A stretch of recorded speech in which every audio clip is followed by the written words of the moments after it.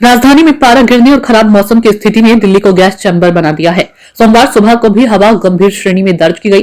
सुबह की शुरुआत धुंध और कोहरे की मोटी परत से हुई। इसके चलते कई इलाकों में दृश्यता बेहद कम रही। गंभीर प्रदूषण के चलते सांस के मरीजों को परेशानी का सामना करना पड़ रहा है। साथ ही लोगों को आंखों में जलन जैसी समस्या हुई। यही नहीं, सड़कों पर लोग मास्क पहने हुए दिखे। Air quality early warning system for Delhi द्वारा जारी आंकड़ों के अनुसार सोमवार सुबह दिल्ली का वायु गुणवत्ता सूचकांक 418 दर्ज किया गया, जो कि गंभीर श्रेणी में आता है।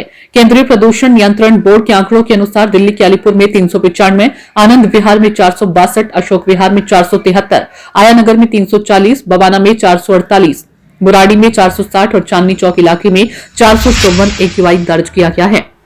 वहीं डीटीयू इलाके में 467, द्वारका सेक्टर 8 में 427, आईजीआई एयरपोर्ट T3 में 340, आईटीओ में 431, लोधी रोड में 382, मुंडका में 467, नजफगढ़ में 346, नरेला में 437, पंजाबी बाग में 434, आरकेपुरम में 439, रोहिणी में 471, सोनिया विहार में 469, विवेक विहार में 472 और वजीरपुर में 472 एक्यूआई दर्ज किया गया है। इसके अलावा वायु गुणवत्ता प्रबंधन आयोग ने शनिवार देर रात को दिल्ली एनसीआर में ग्रेडेड रिस्पांस एक्शन प्लान 4 की पाबंदियां लागू कर दी है। ऐसे में राजधानी में अब ग्रेड के सारे चरण लागू हैं। चरण के तहत प्रदूषण को कम करने के लिए 5 पॉइंट एक्शन प्लान को सख्ती से लागू किया जाएगा।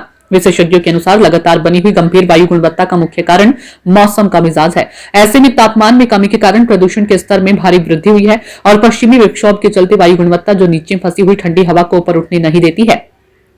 इसी ठंडी हवा में गाड़ियों का धुआं और निर्माण की धूल जैसे प्रदूषक जमा हो जाते हैं। प्रदूषकों को ऊपर जाने का रास्ता नहीं मिलता, इसलिए वे जमीन के बहुत करीब फंसे रहते हैं। साथ ही जब बारिश नहीं होती और हवा भी धीरे चलती है तो ये फंसा हुआ प्रदूषण बाहर नहीं निकल पाता, जिससे स्थिति कई गुना खराब हो जाती है।